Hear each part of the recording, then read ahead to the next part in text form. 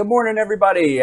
We're here live for the second attempt now for SpaceX Falcon 9 launch today for the PAZ satellite and Starlink demos here. Glad you could join us today. We're just getting started, getting up and running.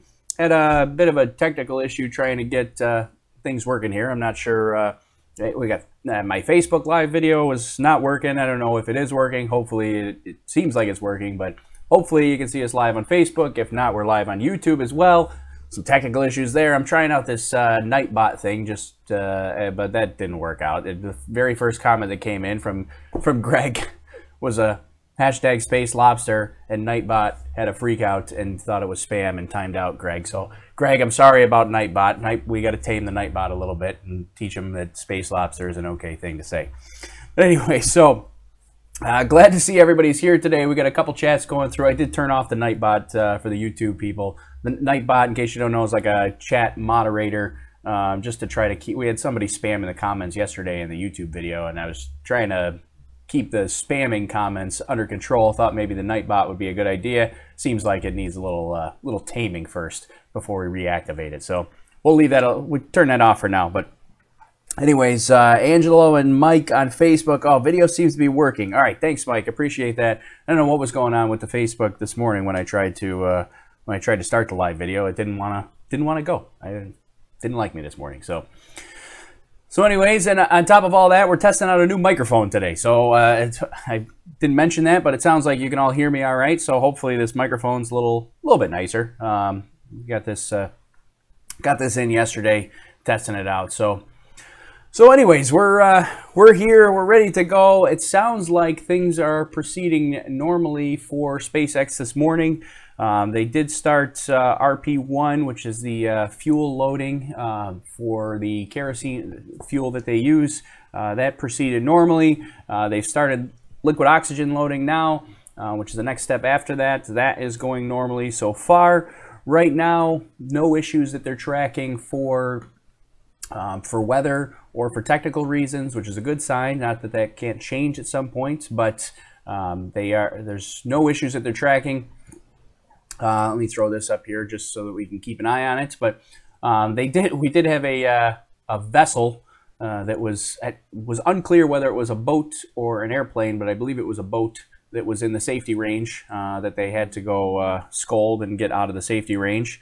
So they did do that. So that the range is clear now, and they got that taken care of. So right now, things are looking good. We're in good shape. At this point, yesterday, we had already heard about the high upper level winds, and there was the chance of a scrub. But right now, looks like things are normal. So fingers crossed. I don't want to jinx anything and get us out of control here. But let's so this is the SpaceX broadcast here over my shoulder. When that goes live, we'll take a look at it in case you haven't been here before. We'll keep an eye on that, and once that goes live, we'll make that full screen. We'll listen in and comment along with anything that they've got to say. And then I've got a couple things that we can talk about. If you were here yesterday, we talked about some of these, but for those that weren't here, or if you're watching it after the fact, I figure we'll cover some of these things and what we're doing today as far I say we like I'm part of SpaceX. I have nothing to do with SpaceX, but I just like it. So we'll cover what SpaceX is going to be doing today and, what this is all about here. So, but yeah, let's see. Send me your comments or questions anytime during here. We'll stop and chat and say hi to everybody. A bunch of drunk boaters thinking they can get up close for a view. Yeah, something like that.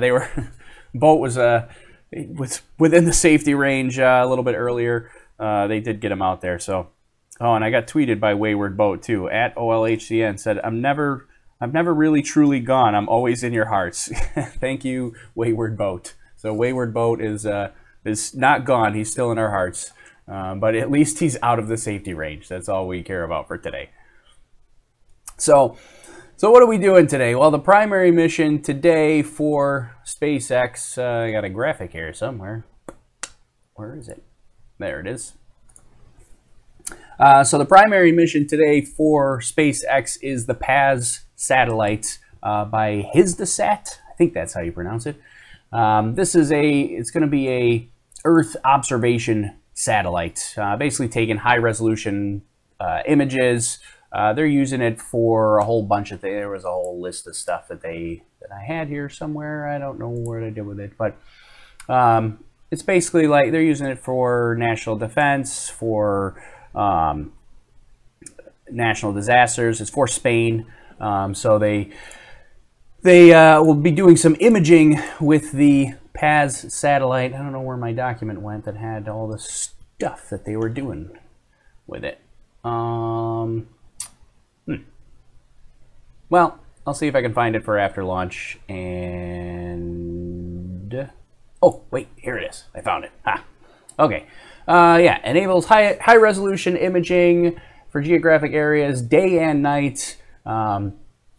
And it's going to be doing monitoring these high resolution images for military operations, border control, intelligence operations, environmental monitoring, city and infrastructure planning, and monitoring of natural disasters. So that's what the PAZ satellite is all about. It's an imaging satellite here, and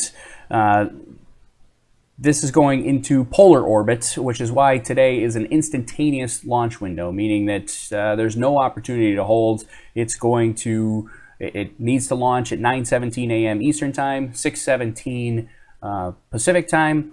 That's the only opportunity. There's no opportunity for holds or delays for today's launch, so it either goes or it doesn't.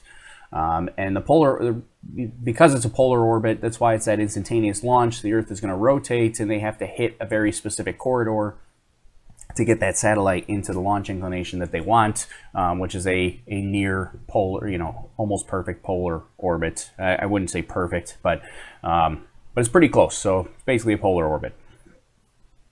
But the big news, well, here, let's take it here. I found some more images that I was going to show of so that was an actual, that image, the previous image was a artistic representation. This is the actual PAZ satellite before it got packed up and launched. Just thought it was cool to see. You get a little bit of the size scale, not a gigantic thing, but you get a little bit of the sense of the scale. And there's one more for you as well. So that's our primary mission for today for SpaceX. But the secondary payload is really the one that's getting a lot of the attention here. The secondary payload is this Starlink demo satellite. So there's two of them, Microsat 2A and 2B, that are going to be launching today as a secondary payload. And those are SpaceX's their own satellites that they're intending to put into orbit for broadband service, for internet service worldwide. And we have satellites right now that do internet service, but the nice thing is with this Starlink is that these satellites are intended to be much closer to the Earth. So the satellites that we have right now for broadband service are much farther away, high latency. They provide decent internet, but we're not talking like gigabit super fast internet, which is what Starlink is looking to provide, is this super fast internet. So hopefully these, it's going to take a couple of years before the whole constellation gets up there. There's two sets of constellations. One's got like 4,500 satellites. The other one's like 7,500 satellites. So we're talking over 12,000 satellites that they're trying to put into orbit as part of this Starlink constellation to provide broadband internet speeds, or broadband internet worldwide at gigabit speeds. Should be super fast. I'm super excited about that, especially here in Rochester when we struggle for internet speeds because we don't have the greatest internet speeds available to us. So that's that's the secondary payload there that they are looking to put up.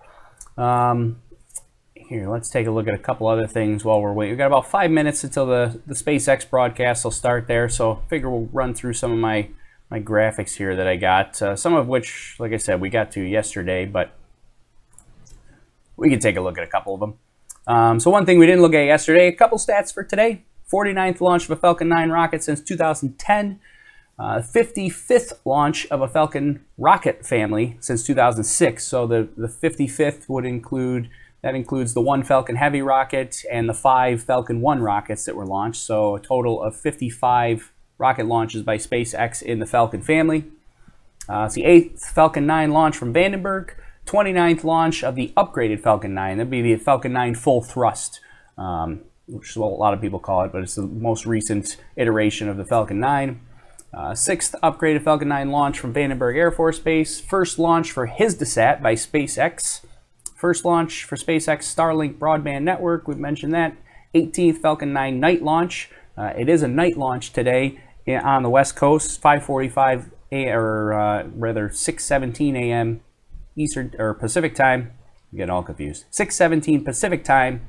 So out there on the West Coast, it will be dark when it launches. Hopefully, we get some cool views when that actually gets in the air. If you remember a couple weeks ago, the Zuma launch, which was the first launch of the year for SpaceX, had a whole bunch of people panicking. They thought it was a UFO or something. So everybody was panicking and didn't know what was going on. But you had the dark night sky launch, and then as the rocket ascended, you had the exhaust plume that got into daylight. Had some cool images from that. So hopefully we see something similar. Let's see, just checking on our status here. So stage 2 liquid oxygen loading is starting right on time. So we're still proceeding normally, which is good. So let's see, what else we got? Third Falcon 9 launch 2018. So we had the Zuma mission, we had GovSat 1, and now the PAZ mission here. So this is the third one. Fourth SpaceX launch of 2018, the fourth one being Falcon Heavy. And the second launch from Vandenberg Air Force Base in 2018, the first one being the Zuma mission that we had talked about. So Road Warrior says, basically a spy satellite. Yeah, the Zuma one was a spy satellite, definitely a super top secret spy satellite. The PAZ is kind of like a spy satellite. It's also doing some military and intelligence imaging for Spain as well. So that is a little bit. So good morning from Greer, South Carolina. Hi, Gail in Greer, South Carolina. Good to see you. I don't know where Greer, South Carolina is.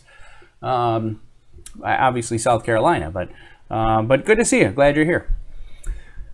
Let's see. Let's see what else we got. A couple more minutes before the broadcast starts here. We can take a look at. This is the Falcon 9 that was on the pad a couple days ago. This is the one that's launching here, so you can see the soot pattern because this is a reused Falcon 9 booster. So the reused booster was previously used. Oh, there we go. So SpaceX logo is up. So this one is reused. They will not be recovering it today. They will be expending this into the ocean. But the other big news for today, other than the Starlink, is going to be their new upgraded payload fairing, which is a little bit larger. The upgraded payload fairing, which is the one on the right here, the one that says PAZ, is the upgraded payload fairing. They're going to try to be recovering that today with the Mr. Steven boat.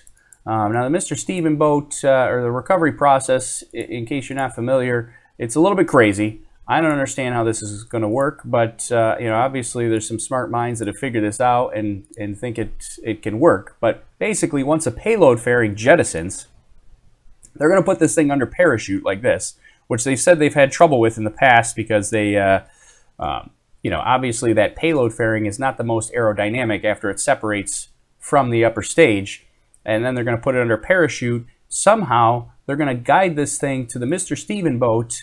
And Mr. Steven is like a big, giant catcher's mitt.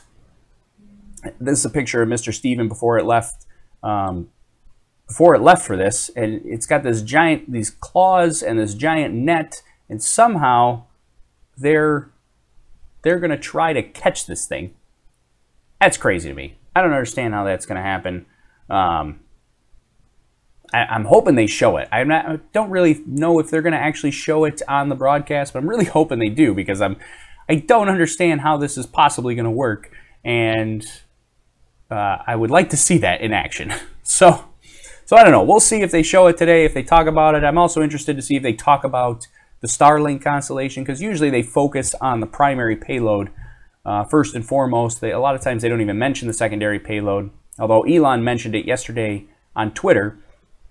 So they may make mention of it today. It would be nice if they do make mention of that of both of these things. I hope they don't just squeak by and mention none of them, because I do want to know how this works. So, Indy, greetings from Indianapolis, Indiana. Thanks, Indy. Good to see you on YouTube. We're getting pretty close. Looks like the SpaceX broadcast, like I said, has started, which is farther than we got yesterday. We didn't have a broadcast even start yesterday, so we're looking pretty good for today. They better show the catch, it says on YouTube. Yeah, I really hope they show this catch, because this is crazy to me. I don't understand how this is going to work. I really hope they show this thing parachuting down and catching the payload fairing. Like, how crazy is that? I don't know. That seems like science fiction to me, but this is real life. This is happening, apparently, today. Mission patch, in case you're curious. Super elongated mission patch this time. That's the mission patch. What else can we take a look at? Oh, one thing I did want to show is the timeline for today, which I got somewhere around here. Where is it? I don't know what to do with it now. Is this it? Oh wait, this is it. There it is. So our timeline for today, we are at, let's see, where are we? We're about 15 minutes to launch here. So let's see, Mr. Steven, is it Mr. 7 or Mr. Steven? Angelo says Mr. 7 boat. I thought it was Mr. Steven boat. Is it not Mr. Steven? Is it Mr. 7? I thought it was Mr. Steven. Now I'm confused. Somebody's got to tell me if it's Mr. Steven or Mr. 7. Maybe I just read it wrong this whole time, and it's Mr. 7. Now I'm confused. Will somebody tell me if it's Mr. 7 or Mr. Steven? Looks like a giant net for a trapeze artist. Yeah, it does look like a giant net for a trapeze artist. The whole thing is crazy to me. Pedro, good morning.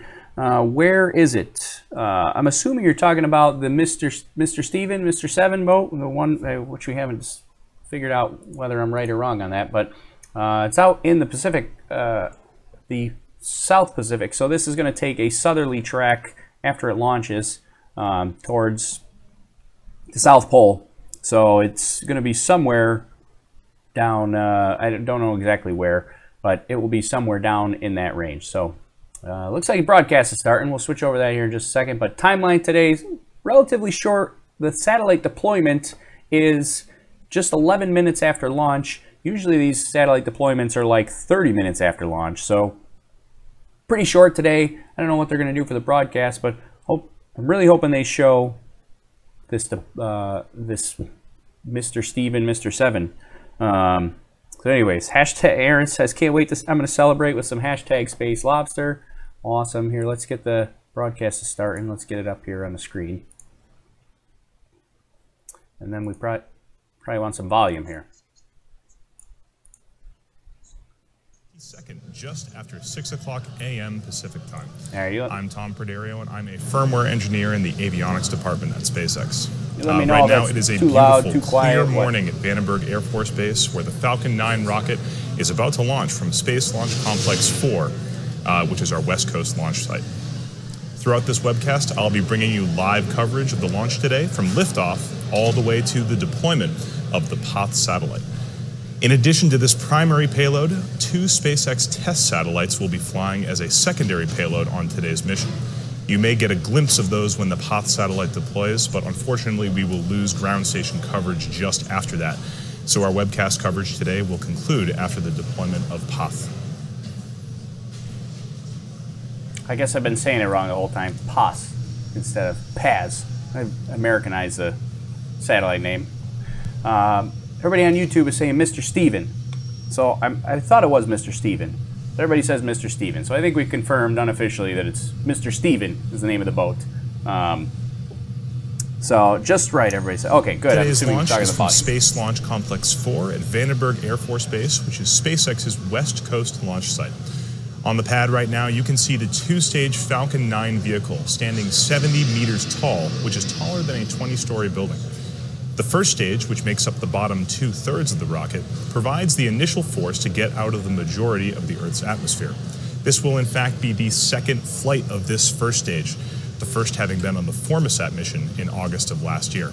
Through that that condensation smoke, you may even be able to see markings from that booster's first flight. However, SpaceX is not planning on recovering this first stage again today. We may hear call-outs in the launch nets as the stage descends through the atmosphere, but no burns will be performed and we won't be following its progress on the webcast. This is an earlier iteration of Falcon 9 that's already been used once, and at this point SpaceX is making room for our next iteration of Falcon 9 rockets, which will be qualified to be rapidly reused many times. On top of that first stage, the second stage makes up the rest of the rocket on the pad. This second stage takes the satellite from the edge of space and accelerates it to orbital speeds of just over 7.5 kilometers per second, which is 10 times faster than a speeding bullet. At the very top of Falcon 9 is a 17-foot diameter payload fairing, within which is the POTH spacecraft and the 2 SpaceX test satellites. Next to the rocket, you can see a white structure to the right. That is the transporter erector, or strongback. Unlike our East Coast launch pads, this transporter erector will recline to 77.5 degrees several minutes before liftoff, unlike our East Coast launch pads where it will, those ones recline immediately as the rocket leaves the pad.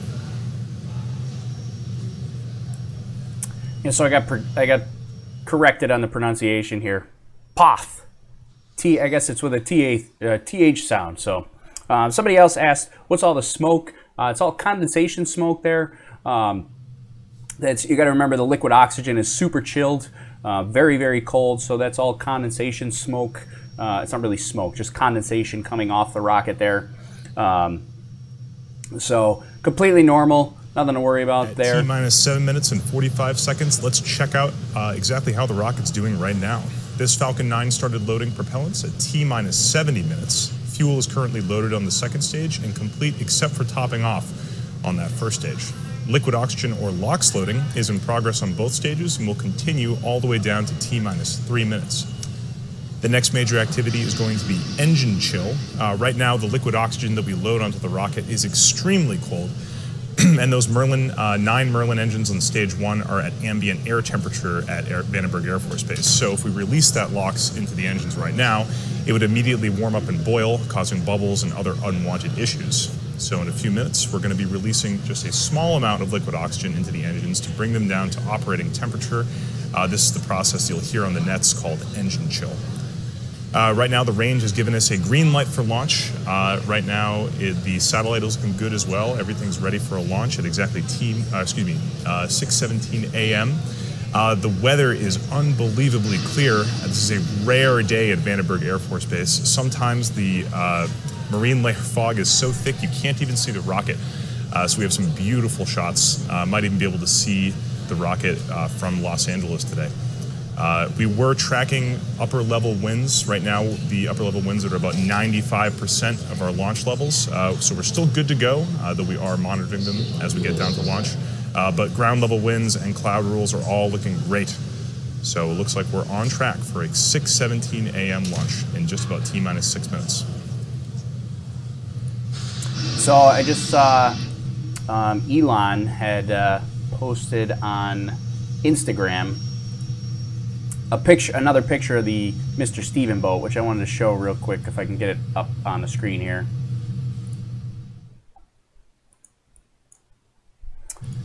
So here's another look at the Mr. Steven boat. You can see the giant claws there with the net. This whole crazy setup here. So he did say we're going to try to catch the giant fairing of Falcon 9 as it falls back from space at about 8 times the speed of sound. It has onboard thrusters and a guidance system to bring it through the atmosphere intact, then releases a parafoil, and our ship, with basically a giant catcher's mitt welded on, tries to catch it. That's insane to me. I don't understand.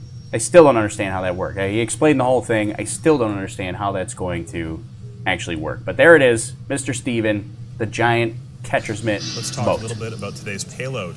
It is called POTH, which is the Spanish word for peace, and it is a radar satellite of Spain's National Earth Observation Satellite Program. The PATH mission is a dual-use mission funded by the Spanish Ministry of Defense and managed by Isdesat, a private Spanish communications company. PATH carries an X-band radar imaging payload to collect views of the Earth for government and commercial customers, along with ship tracking and weather sensors. X-band radar allows the satellite to image the Earth day and night, regardless of weather conditions on the surface. This satellite will be launched into a sun-synchronous polar orbit, meaning that its orbit stays in the same plane with respect to the Sun as the Earth rotates and revolves around its own orbit. This allows the PATH satellite to image any given point on the planet under the exact same lighting conditions, which is extremely useful for imaging applications. Once operational, PATH will be capable of generating about 100 images a day, covering an area of more than 300,000 kilometers square.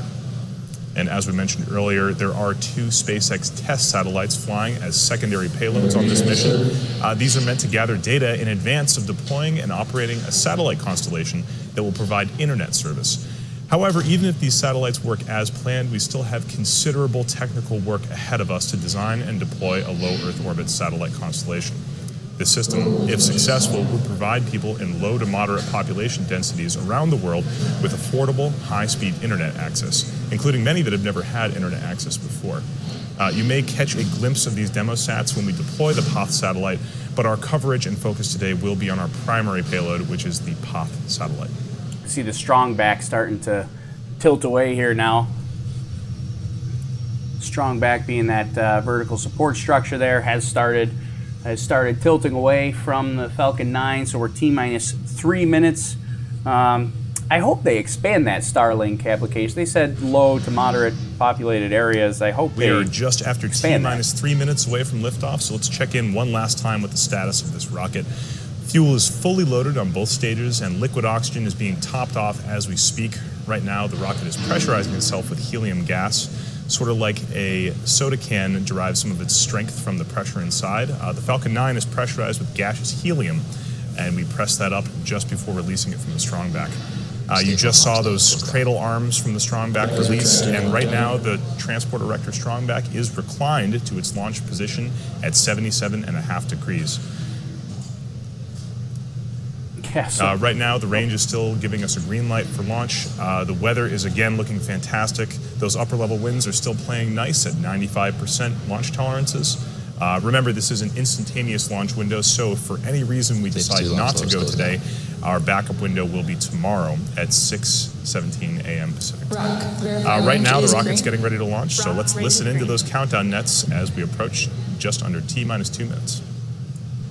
Yeah, so somebody said, refresh the broadcast, it's not live. Well, yeah, my broadcast is live. There is on internal power. There is a little bit of a delay between when you see it and when I see it. I mean, it's live for me. It doesn't get any more than this, but there's definitely a little bit of a delay. You can see it faster if you go watch the SpaceX directly.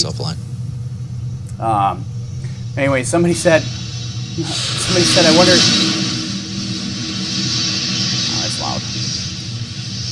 Gas loads are closed down. Some venting there. Somebody said, I wonder if the Mr. Steven captain, the captain of the Mr. Steven is a tad nervous about this concept. That's a good comment. Like, if you're the captain of this boat and you're catching this giant, I don't know what the weight is, but catching this giant fairing, if you miss and it hits your crew cabin on the ship, like, it's gonna put a dent in, I think. And then he's gonna go see the hashtag Space Lobster if it sinks the boat. So we're under 60 seconds here. I'm gonna be quiet for a little bit, try to be quiet, and we'll keep an eye on this this countdown here. Launch.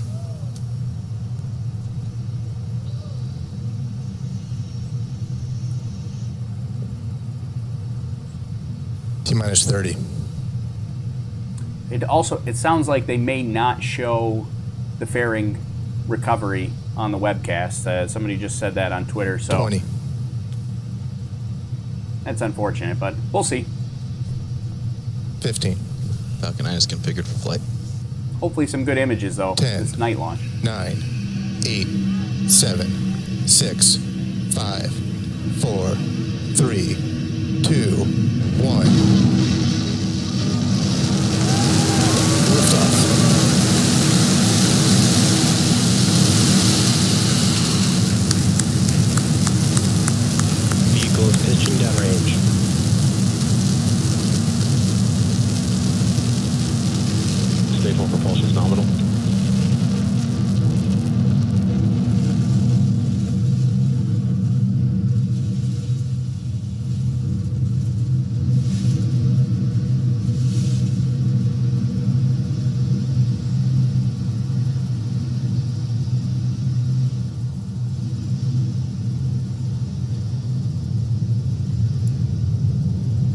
quiet this time around. Power and telemetry nominal. For those of you just joining us, you are watching the Falcon 9 as it descends through the atmosphere, carrying the POTH satellite to a polar sun-synchronous orbit. Right now, the rocket is approaching what we call max Q. This is the point at which the aerodynamic forces in the rocket are at the greatest. Max Q is 117 on the clock. Falcon 9 Vehicle actually supersonic. throttles itself down as it passes through max Q and then throttles back up once we're through it. So there's max Vehicle Q. has reached maximum aerodynamic pressure.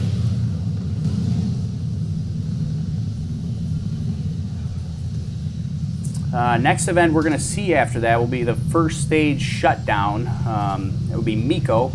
It'll be 2:29 on the clock. So MECO's at 2:29, and then again that first stage is not going to be Pass recovered. through our maximum aerodynamic pressure, max Q. That Falcon 9 rocket is now until it begins. throttling back up to full speed as it ascends through the atmosphere.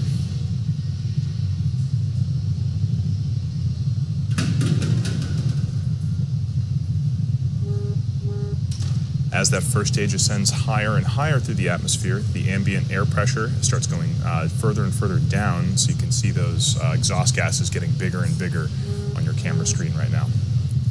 In about 20 seconds, we're going to be passing through what we call MECO, which is main engine cutoff. That's when that first stage is going to complete its burn. Shortly after that, we'll have stage separation, and then second engine start, SES-1. Let's watch that happen now. Here's the first stage cutoff. That's MECO. Yeah, MECO.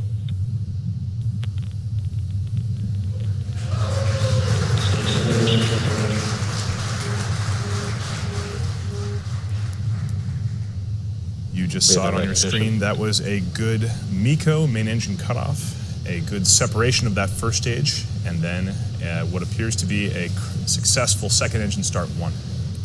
Stand by for fairing deploy. And you just saw it on your screen. That was a successful fairing deploy. You can see the fairing falling down below the second stage on your screen right now. That's pretty cool. You actually see it SpaceX falling will away. be attempting to recover this fairing today. Yeah, you got to show it to us though. Show us. I want to see them recover the fairing. I don't think they're going to show it.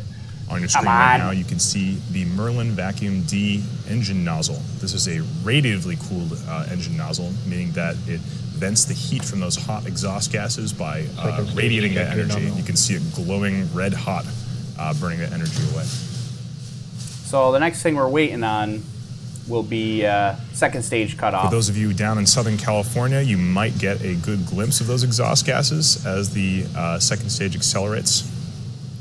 Looked like a nice clear morning today in Los Angeles.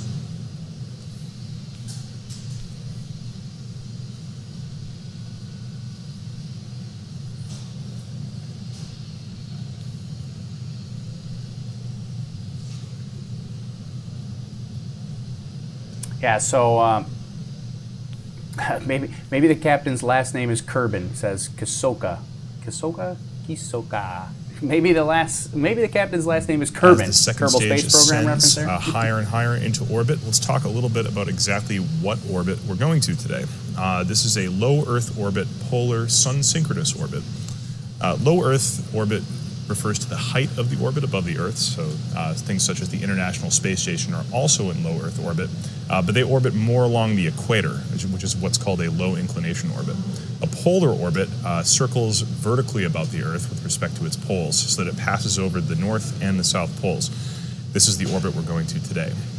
Certain types of polar orbits, like this one, a sun-synchronous orbit, keeps the orbit's plane directly in line with the sun.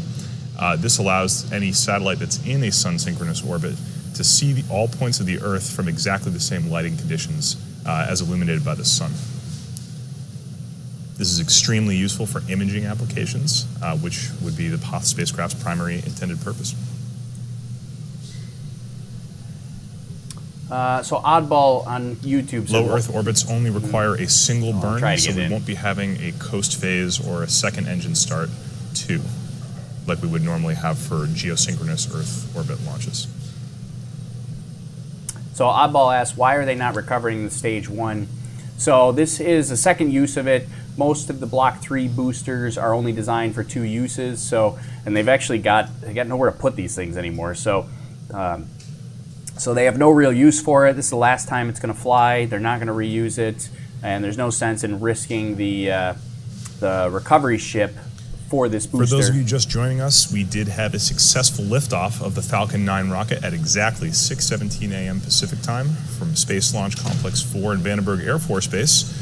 Shortly after that, the first stage completed its job and separated from that second stage. We're currently watching the second stage as it continues its first burn, its only burn today, and accelerating that POTH spacecraft to a low Earth orbit. Yeah, so basically, like I was saying, the next major event is going to be at about T plus 8 minutes and 58 all right, seconds. we're going to quiet you down for a minute. Second engine so I get cutoff is going to happen. Also known as SECO. He's just filling. We're waiting on T plus. I think it's like 8:58. When the next event happens, I gotta get him out of my ear for a second. T plus 8:58 is when the next event will happen. That's when the second stage is going to cut off. But to answer Oddball's question here on YouTube, because they're not reusing this. So Block 3 refers to kind of the iteration of the Falcon 9 boosters. They got Block 3. They have Block 4s that are, and then they're moving actually on to Block 5 is going to be the ultimate goal. They're going to start using some of these Block 5s coming up this year, and the Block 5s are really designed to be reused with minimal refurbishing very quickly.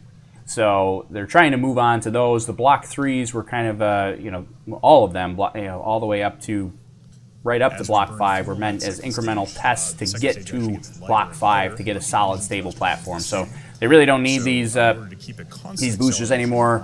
No sense in recovering it. So they're just going to expend it, let it go, even though I would love to see a recovery. There is another SpaceX launch Saturday night, early Sunday morning, like 12:30 Eastern time on the East Coast, and they did send a drone ship out there. Sounds like they're going to recover that. I don't know which booster that is. It maybe a Block 4 booster, which is why they're recovering it. But they are going to recover Saturday night's launch. I don't think I'll be able to go live for that one because of the timing. But we'll see. So let's see what else we had. Unique problem to have. We have too many multiple use boosters. We can't store them all. Yeah, definitely. It's definitely a different problem than people have had in the past. Yeah, they really do have. They're starting to have too many boosters because they're trying to move on to this Block 5 and they don't know what to do with all the rest of these. So some of them they're moving out to display them at places. Some of them, like this, they're expending and getting rid of. You know, if they don't, this booster did have grid fins on it, so they were, you know, they're going to do a controlled descent. Probably, you know, while they're doing it, do some testing on the grid fins. I don't believe they're the super nice titanium grid fins that are on like Falcon Heavy side cores on Falcon Heavy used, but they do have the. Oh, there's our second stage cutoff there. A second engine cutoff right there. The second stage has now completed its burn, and that's Merlin vacuum engine is off. Good orbit insertion. We just got confirmation of a good orbit. That means that we have reached the intended low Earth orbit point. Yeah, so we'll be looking at POTH deployment here. Right now, the primary payload, that POTH spacecraft, is still attached to the top of the second stage by way of a payload adapter fitting. It has some locks and some springs. In about 1 minute and 30 seconds from now, those locks are going to release, and the springs will give the POTH satellite a gentle push away from the top of the second stage so that it can begin its own journey into low Earth orbit.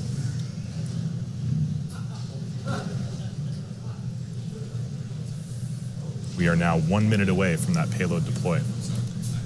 Like we were saying earlier, we're going to be having or hopefully we'll have a view from the top of the second stage looking at the POTH satellite as it deploys. You may see on the sides of the spacecraft, you're going to see 2 extra things. Those will be the SpaceX demo satellites. We'd love to give you footage of those deploying too, but unfortunately, the second stage will be passing out of ground station coverage before those satellites deploy. So we're just going to be covering that primary payload POTH satellite deployment.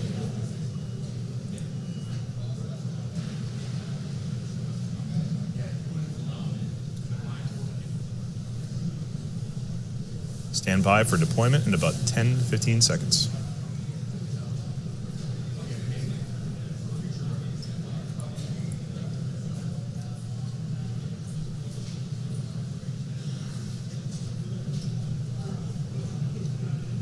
We should be deploying here any moment now. Was scheduled for 10:58. There it goes. And there you can see it. You can see the two microsats on the side there. Separation of the payload of the POTH satellite. You can see those SpaceX demo satellites to the left and right of the payload adapter fitting. But the primary payload is right now gliding away from that second stage. Soon it will unfurl its own solar panels and start communicating with the ground teams. So right now, this is going to bring an end to our webcast coverage. For those of you who just joined us, we had a successful launch from Space Launch Complex 4, successful stage separation and a good second engine burn, and then finally, just now, a good separation of that POTH satellite. I'd like to thank the customer POTH and ISDASAT for allowing us to launch their payload to low Earth orbit today. I'd like to thank the Air Force and the Range and the FAA for their support of today's launch, and of course, you, the viewers, for waking up bright and early on this Thursday morning to watch the Falcon 9 launch. Unfortunately, we can't bring you coverage of those SpaceX demo satellites. We don't have ground station coverage to show you, but you can follow us on social media for updates on the demo sats and their mission.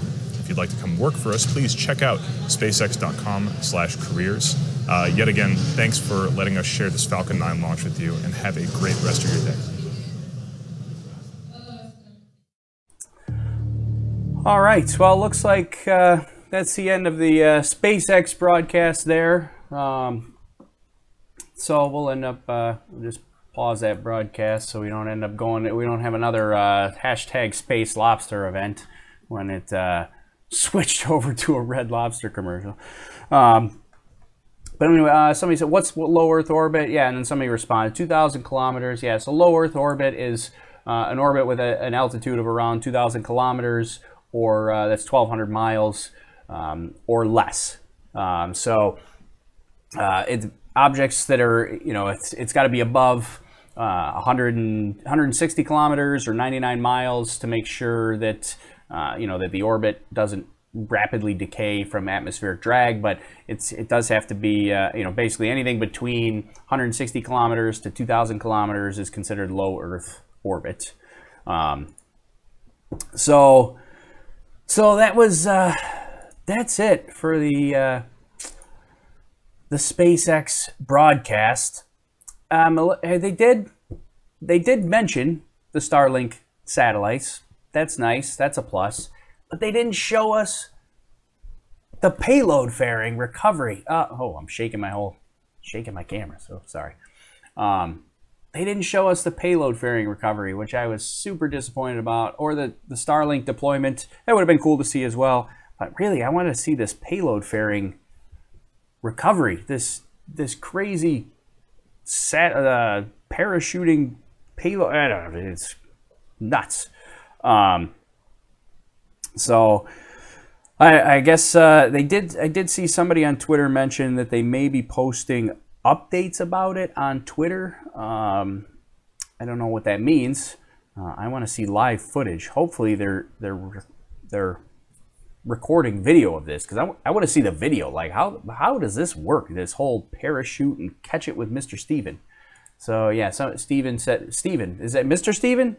Where is the fairing recovery? Yeah, it's going to be in the South Pacific. They're not showing it to us. That's unfortunate. I hope they show pictures later, because I really got to see this. You will see it in Twitter, no doubt. I hope so. That's from David on YouTube. And then Deborah on Facebook said satellites for internet. Correct. Yeah, the POTH satellite is an observation satellite. That was the primary mission. The two side here we can even did this last time. Figured out I could actually do this. Let's go back to here. We can rewind this a little bit and take a look. Let's see, where was it? Yeah, so here, this was the POTH deployment here. These two, I don't know if you can see my mouse on the screen, but these two side pieces here, that's the Microsat 2A and 2B. I don't know which one's which, but these are the two microsats on the side of the payload adapter. So this piece in the center is the payload adapter. This is the POTH satellite being deployed, and you got Microsat 2A and 2B here on the side of that upper stage. So those two side satellites, they're going to provide broadband internet service. They said primarily for low to moderately populated areas. I think eventually the intention is to go worldwide with it. I'm pretty sure that's what they said, is they wanted to offer basically worldwide broadband service. But I think they're probably starting with low to moderately populated areas. But yeah, there they are. Those two. They didn't show those deploying. They were out of ground station coverage, and they didn't show the payload fairing recovery. That is the part that I really want to see, because if you're not so if you missed it at the beginning, you know what we're talking about here when I'm talking about the payload fairing recovery. Let's see, where's my graphic here? So we've got this this new the new payload fairing, which is the one on the right there. It's got thrusters on it. It's got a guidance computer on it, and it's got a parafoil parachute. So the idea is that it's going to after it separates, it's going to be guided back through the atmosphere with thrusters and the guidance computer. Then it's going to deploy this parachute, and then after it deploys this parachute, it's going to be caught by this this Mr. Steven boat, which let me see if I can. Let's see. Give me 1 second. I'll just put this on the screen so it's a little bit easier to see. Because Ilan just tweeted out this picture, which is a pretty good picture of the Mr. Steven boat. They didn't show it on the broadcast. I'm so disappointed in that. But here, right, we can show it. If you give me 1 second, I gotta get it added to my broadcast here, and then I can show it to you on the screen and make it a little bit easier to see without all the Instagram extras.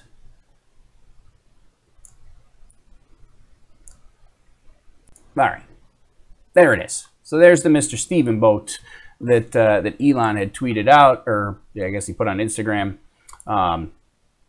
which is pretty cool. This whole, you know, it's got this giant set of claws there, and it's going to somehow catch the payload fairing after it parachutes down. I don't understand this. It seems crazy to me. So, so yeah, that's the part that I really wanted to see. They didn't show it. So anyways, will they report if Steve made the catch? Yeah, I assume they will report on Twitter if good old Mr. Steven made the catch. So I do think they'll announce it, especially since there's been a lot of attention. Just doesn't sound like they're going to show video, at least not live video. Maybe hopefully they're recording video and they'll be able to show it later. But I think we'll at least see a picture maybe, especially if Elon's tweeting out, you know, pictures of the Mr. Steven boat itself. So let's see. No human has been to Mars, right? Yeah, we haven't been to Mars yet. We're not that far, but we're getting there. Do you know how big the net is on Mr. Steve? I do not know how big the net is, but it's got to be fairly decent size. They do have, so I don't. It's hard for me to read on the when I got it on the broadcast, but the payload fairing, I'm sure you probably could read this better than I can, but it does have dimensions on it. I think it's like 5.3 meters wide. And what is that? I can't read what that says. Like 35 meters. You probably have a better view than I have, but 35 meters tall. So it's pretty good size. You know, it's going to be a pretty decent sized net to catch this thing. Ilan tweeted the fairing survived re-entry. Oh, okay. Mr. Steve's real mission is to catch the hashtag Space Lobster. Yes. Mr. Oddball says Mr. Steve's real mission is to catch the hashtag Space Lobster. I bet you catch a lot of space lobsters with that giant net like that. Yeah, let's go to the Twitterverse and see. Somebody said Ilan. Let's see. Made it back from space and fairing parafoil just deployed, now trying to catch it. All right, so Ilan did say, so he basically said that we're in the parafoil stage, which is that this is kind of just a concept animation that I threw up here, but that's we're in this stage. It's coming down. It made it through re-entry, and now they're trying to catch it. How does that? What? I don't understand. I gotta see this in action. So that's where they are, according to Ilan. I guess we'll hang out here for a minute. Maybe he'll tweet something about whether or not they actually catch the thing. So let's see. I work in disaster response. More abundant and quicker imaging like the POTH mission will provide. Worldwide broadband comms will be a benefit in this field. Yeah, it's definitely one of the things that they're looking at doing is providing natural disaster catastrophe response with high resolution imaging from the POTH satellites. That was one of the uses for it. So, and it's one thing they kept saying over and over again is it's in sun-synchronous orbit. So basically, it's going to hit the same spots under the same sunlight, and so it will be able to. It's going in polar orbit, so it's going to be able to circle the Earth and stay with that sunlight, so that it can, if you're trying to compare imaging of two different locations, it's a lot easier to do that when you have the same lighting in your two different images there. So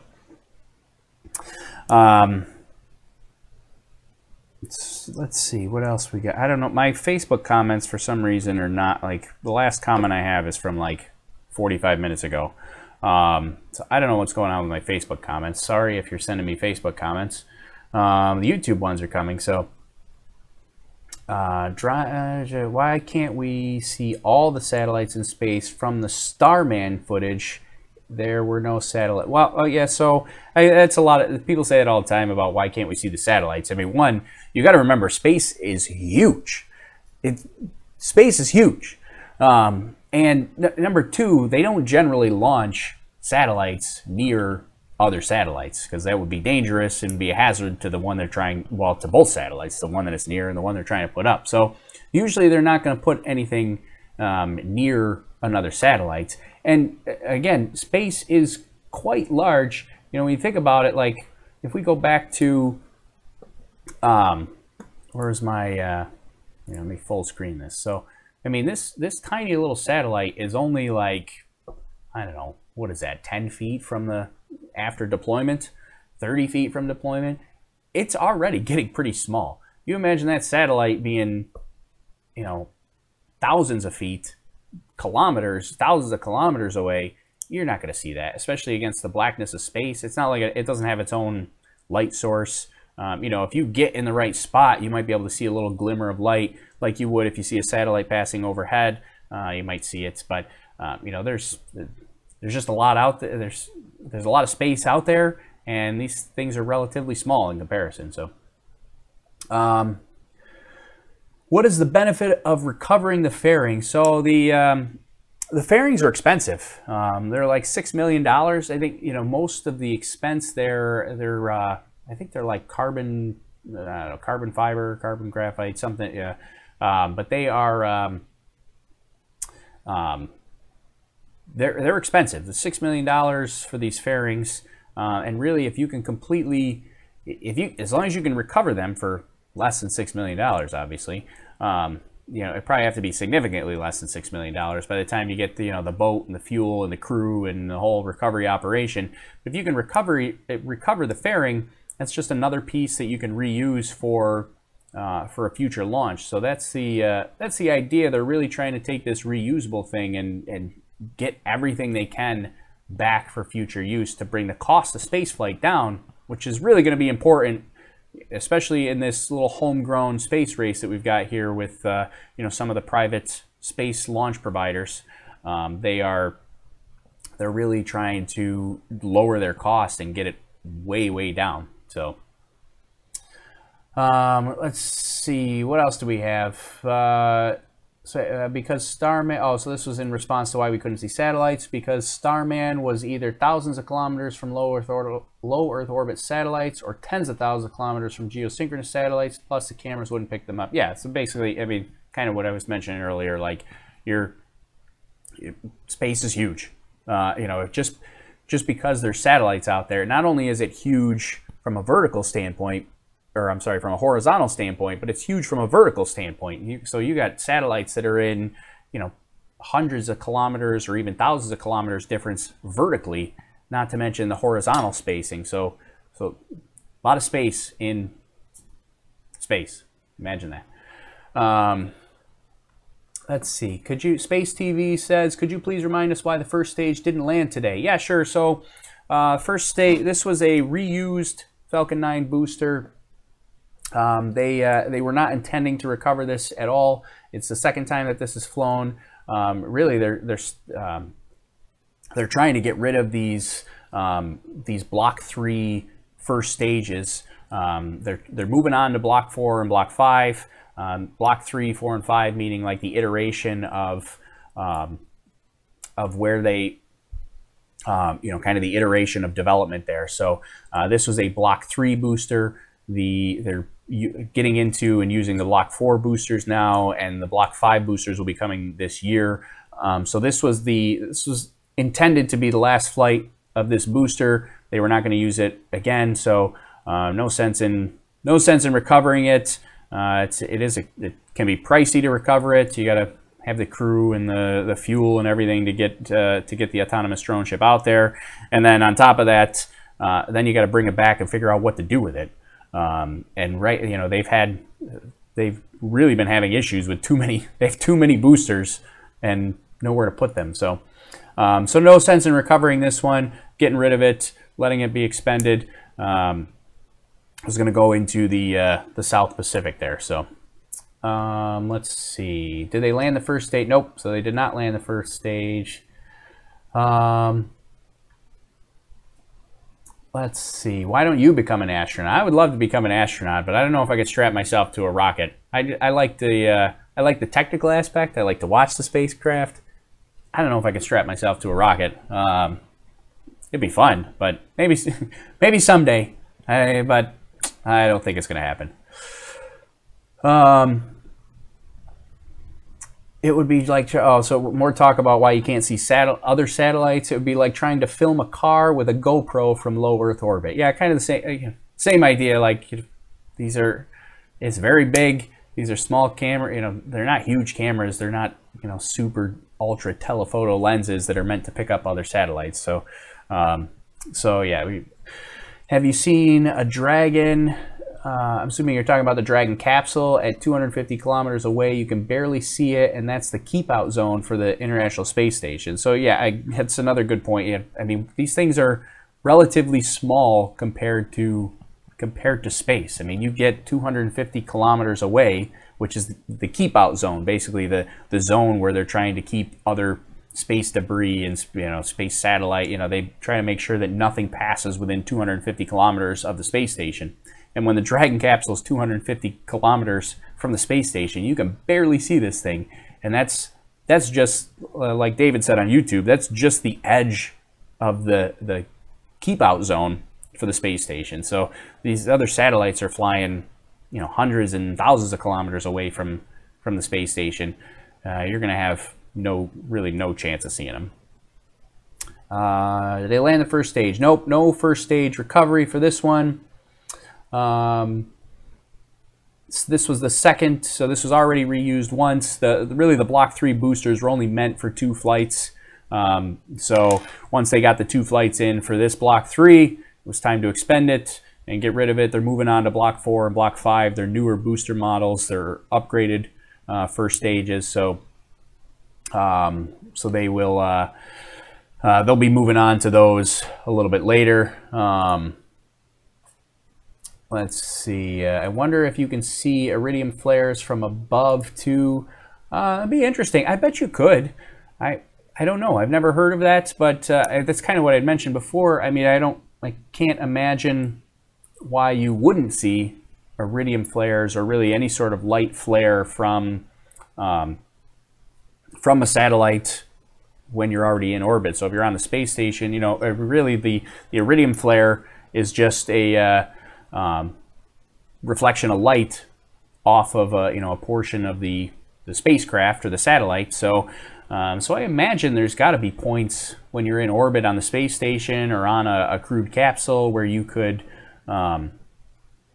see a little flare of light and see a satellite out there. I'm sure it's possible, but I think it would be pretty similar to looking at a satellite from down here on the ground. Because you're in space, I mean, unless it was super close, I don't think it's going to look much different because you're still going to be pretty far away from it. So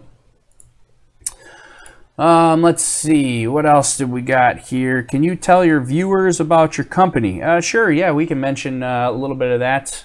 Oh no, Mom has spoken. Yeah, Mom, it looks like my mom's watching. You're not allowed to be an astronaut. Love, Mom. All right, Mom says no, I can't be an astronaut. Bummer. Let's see, so tell your viewers about the company. So yeah, we're a nonprofit group. So we're a 501c3 nonprofit. We do this for really for science and technology education. We're trying to get students and adults interested in science and technology. And so what we do primarily is weather balloon launches. We've got some computers, little Arduino computers like this. These are our flight computers. They fly on board a little payload box that goes on a weather balloon, and we get some pretty cool images from it. You know, we build those circuit boards ourselves. We teach about the science, the technology, the Arduino and the coding and all that kind of stuff that goes into tracking and recovering our weather balloon flights. And so they're kind of like mini NASA-like missions or SpaceX-like missions. At least we treat them that way, just to get kids interested in science and technology and get them into STEM careers. That's what we do. We're a 501c3 nonprofit, so if you feel like being generous and making a donation, any donation you make in the United States is 100% tax deductible because we are a 501c3 charitable organization. So, and we like to do these little launch commentaries here. I don't know. I watch the launches anyways. I figure if I'm going to watch the launch, why don't we watch it together? I'll learn, you'll learn, we'll talk about it. Sometimes things come up like the hashtag Space Lobster, and we all have a good time. So, let's see. My chat, I got disconnected from YouTube chat. I hope that doesn't mean my stream has failed. Why does this say YouTube chat is not available? Well, I don't know what happened. It says YouTube chat is not available. So, hopefully I'm still out there. All right. So you guys can help support them. I bought a hashtag Space Lobster t-shirt. Oh yeah, thanks, Deborah. We did get, it's over there. I'm attached with all my microphones. We did get the Space Lobster t-shirts in, and I meant to, we need to be full screen for this. Hold on a moment. And I meant to bring up the big news, which if you followed us on Twitter, it's at OLHCN, announced it yesterday on Periscope. But if you weren't following us on Twitter, we do have some big news because on board our flights, a lot of times we send a passenger on board. So in 2016, we sent our passenger Butchie. Let's see, I can show you Butchie. Here we got to, let's see, how do I show you Butchie? 1 second.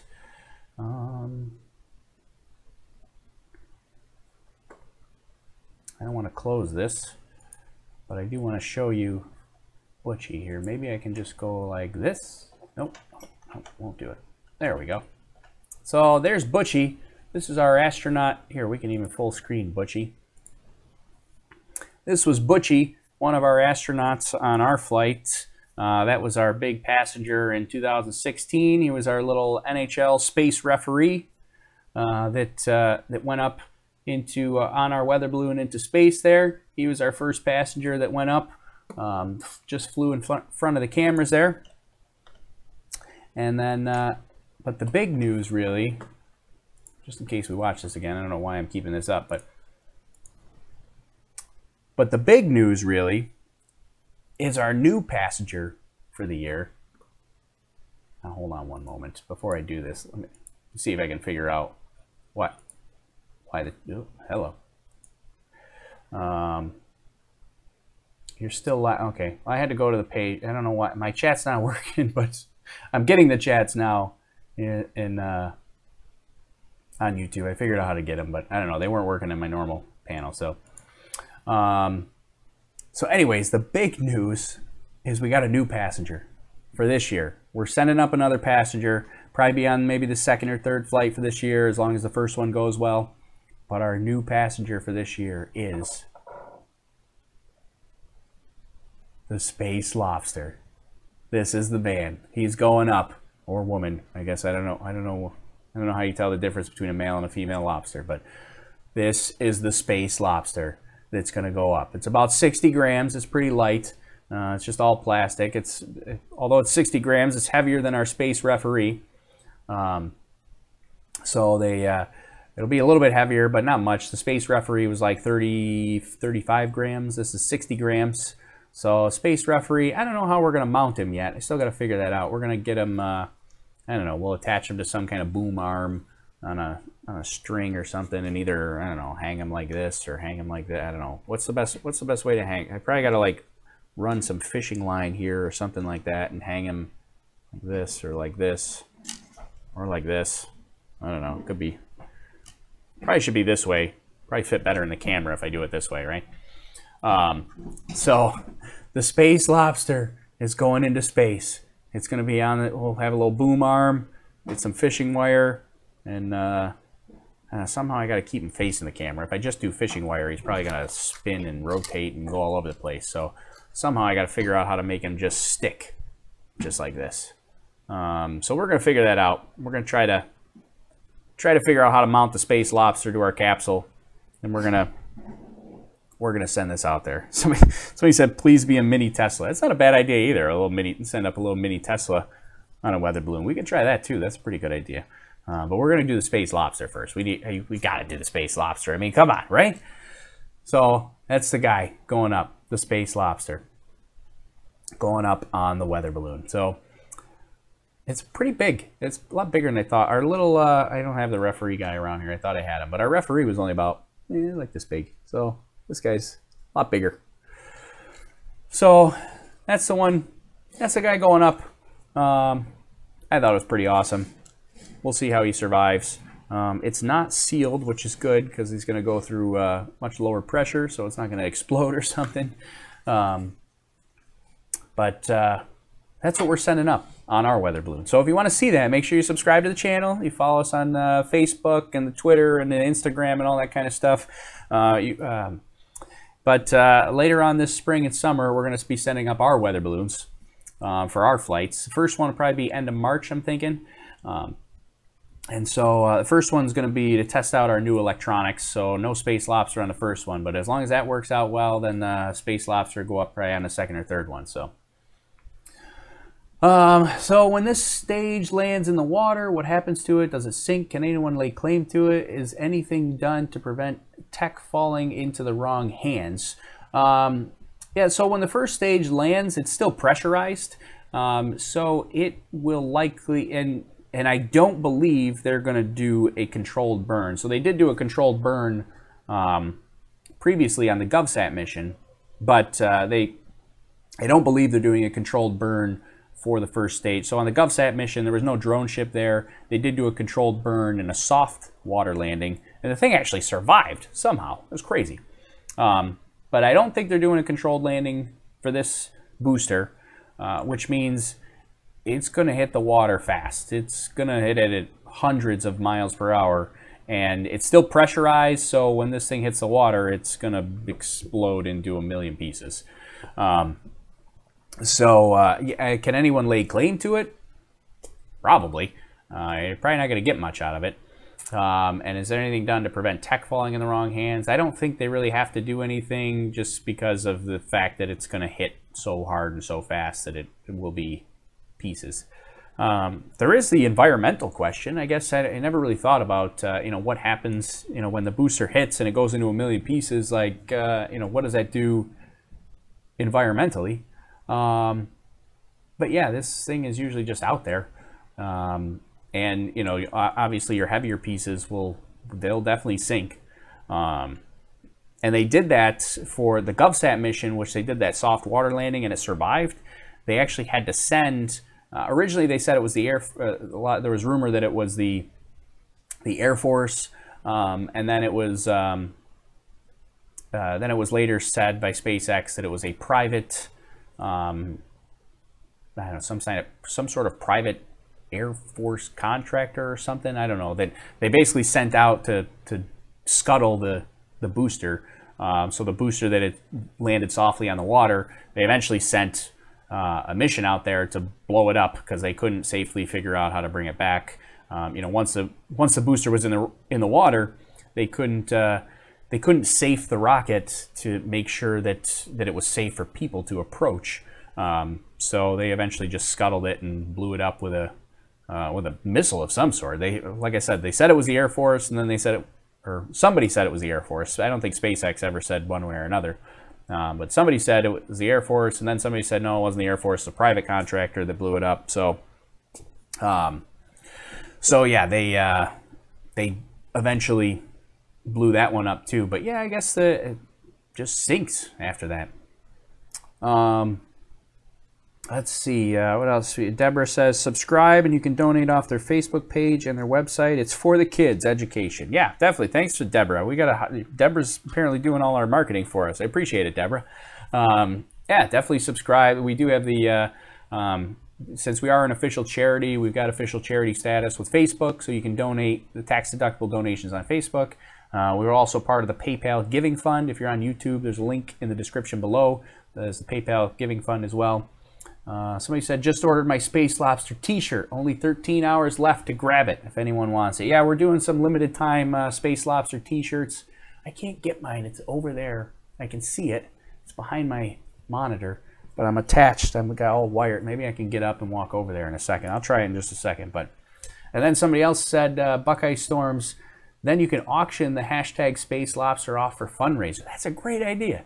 I didn't even think about that, but maybe. So we'll fly the Space Lobster in space, and then we'll auction. Yeah, let's auction it off afterwards, and yeah, we can make it a little bit of a fundraiser to help fund the program. But we'll send the guy to space. We'll auction him off, and then we'll send, maybe the winner of the auction. Obviously you get the Space Lobster, but we'll probably send you some mission stickers and all kinds of swag as well too, so we can make a whole event out of it. So hi from Israel. Oh, good to see we got some worldwide viewers. Hi from Israel. I saw some other countries as well around there. Let me see. I don't know if my wires will reach all. I'm all attached. I don't want to break anything. Oh, actually I can just disconnect here. All right, hold on 1 minute. I'm gonna get the Space Lobster t-shirts. Let me stand up. I gotta disconnect my microphone. 1 second.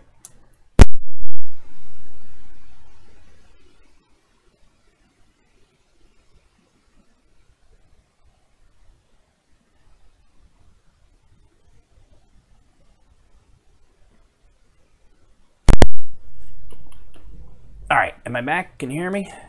There we go. Okay, I'm back. Yeah, see, I like to use the, some people use like a shotgun mic. I like the lapel mics. I know this is the new one we got here. But anyways, the Space Lobster t-shirts came in. I haven't worn mine yet, but there it is. Oh, yeah. I've seen the Space Lobster. So the t-shirts came in. I got our little logo on the back of them here. But there they are, the Space Lobster t-shirts. I got to get I should have worn mine today, but it just came in.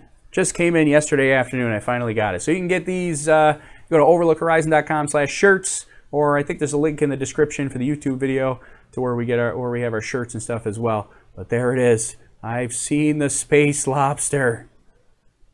Now, if you're not in on the joke of the Space Lobster, because I get a lot of people, it's like, I mean, first of all, if you're in on the joke, you got to go on Twitter and either send something to, well, to anybody really, but you got to copy us in, or, tag us in it or whatever, whatever, mention us. That's the Twitter term. You got to mention us, but you got to tweet to like Elon Musk or SpaceX or, somebody random related to it, and you just throw in these little hashtag Space Lobster references because nobody has a clue what you're talking about. people read this, and I was seeing messages, especially after the Falcon Heavy launch. People are like, "What? Why is hashtag Space Lobster trending?" And really, it was all you guys. Well, it was my screw up to begin with, and then you guys just took off with it. It was fantastic. So, if you're not in on the joke, you got to go back and watch our Falcon Heavy live broadcast. I even put a timestamp in the description. So if you don't want to watch the whole, we were live for like 5.5 hours for Falcon Heavy. So if you don't want to watch the whole thing, just look at the description. There's a timestamp to go right to the video where the hashtag Space Lobster was born, and you can get in on the joke. If you're in on the joke, then tweet it out to Ilan, to SpaceX, anybody else that's somewhat related to Falcon Heavy or SpaceX stuff. Make a subtle reference to hashtag Space Lobster. Make sure you mention us in it. So anyways, or the Van Halen belt. Yeah, that was the other part. It was the hashtag Van Halen belt. So that was a good one too. I like that one as well. So let's see. Yeah, Ashwin says, yeah, only we will know. That's right. Only we will know. You put it out on Twitter, hashtag Space Lobster. Nobody has a clue. Everybody looks at it and goes, what? What is this guy talking about? I got tweeted by this guy, Ashwin. He said something about a space lobster. What is he talking about? We'll know. We know. Only we know. Anyways, so let's see. What model microphone are you using? The new one here. I used to use these. I don't remember what the model is, but I used to use these Sony microphones, lapel mics. I don't know. I still like them. These are nice. They're inexpensive. The new one I got, also inexpensive. It's a Purple Panda. Just got this one yesterday too. So I'm testing this out. There's a little advertisement for Purple Panda. But they're inexpensive. I don't know, because we're a nonprofit charity. We spend most of our money on the actual flights and the helium and the balloons and the payload and the electronics and stuff like that. I mean, we do a lot with the live broadcast to get people interested. But you know, I don't want to go crazy spending crazy money on microphones. So it's just I don't know, it's like a $30 microphone or something like that. Nothing crazy expensive. Let's see. Now I just need to win the auction for the Space Lobster, and then I can frame it with the shirt. Yeah. So we'll have. I'm thinking. So the Space Lobster flight may not be until like May or June or something. You know, April, May, June, somewhere in that time frame. So it might be a little while, but we're gonna do that. I like that idea. We'll send up the Space Lobster, auction them off, and we'll make it a whole event. So. Let's see. Did we get any update from Ilan on the payload fairing landing? Nope, nothing from Ilan. Last we heard is just the parachute was out. So no updates there yet. Let me see. Did I miss any other?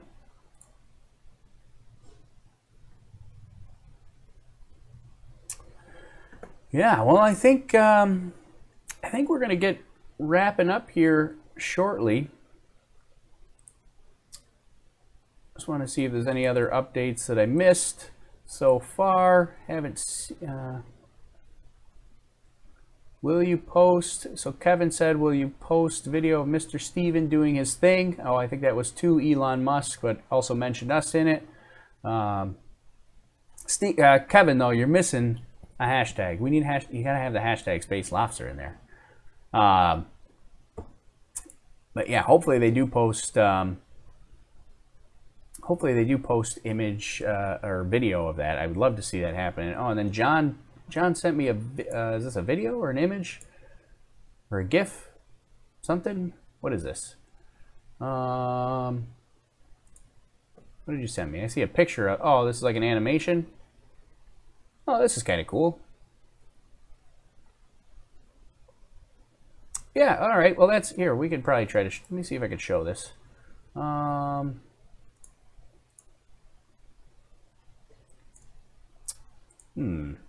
What's the best way to show this here? Hold on one second. We're going to show somehow. I guess I could just show it on the screen here like this. Here, we don't need the we don't need that anymore. So here's what I was looking at. Somebody sent me this this video or GIF or whatever this is of the payload fairing recovery. This is what they're trying to do here. It's super fast, but basically when the upper stage separates, the payload fairing, it's got those thrusters, bring it back, parachute out, and into the Mr. Steven boat. I don't know, that last part still seems crazy to me, but I'm with it this whole way. Parachute out, I'm still with it, but getting underneath that payload fairing with the Mr. Steven boat still seems kind of crazy to me. Maybe it's not that crazy, but I don't know. That's what we're looking at. So somebody sent me that on Twitter. All right, let me see if I missed anything else while we were here. Finally, yeah, we finally got the launch out there. Yeah, well, I think we covered pretty much everything. I think we covered it all. Did I miss anything? I don't think I missed anything. Let's see. Elon Musk wins the auction for the space lobster with a large donation and then sends it into orbit. We can dream, right? Yeah, it'd be nice if Elon makes a big donation at Overlook Horizon. That would be nice. I'm not holding out for that, but and then sends the space lobster into orbit. Perfect.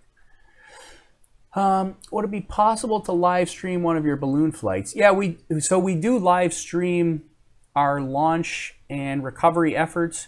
At the moment, we don't live stream the actual onboard video because we do send up. So we have 3 cameras, not this one. We got 3 like they're little. It's like a GoPro, but it's not a GoPro. It's a light dowel. It's a knockoff GoPro, basically inexpensive. So 3 of these fly on our balloon flights. 2 that face out the side and 1 that faces up at the balloon.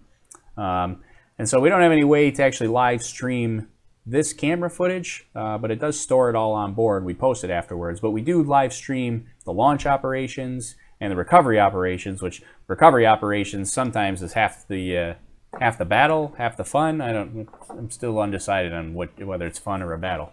But we do live stream all of that, so definitely keep an eye and subscribe for that coming up in a few weeks. So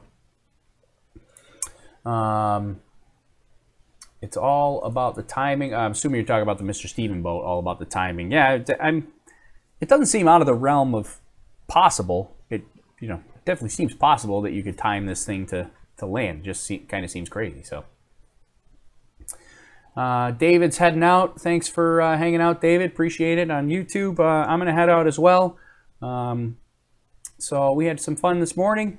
I got to watch the launch. I was hoping to see a little more on the payload fairing recovery, but yeah, nothing yet. So we'll keep an eye on Twitter. We'll post something if we see something. Follow us at OLHZN, and we'll post something. But for now, I think we're gonna end it here. And yeah, just keep an eye out for our flights coming up, and we'll do another. There is another SpaceX launch this weekend. I don't think we're gonna live broadcast it unless they change the time, because we got a conflict there. But if they change the time, we'll broadcast it. If not, you can watch the SpaceX. It's a late night one if you're on the East Coast, 12:30 Eastern time in the morning. 12:30 a.m. is the launch on Saturday night, Sunday morning. So you may not want to stay up for that late, but if you're up, there is a SpaceX launch going on. And if they change the time, then maybe we'll live broadcast it. But anyways, thanks everybody for hanging out. Appreciate it. This was fun. We'll do it again. And everybody have a good day. We'll see you guys all soon. Thanks again for watching. Take care.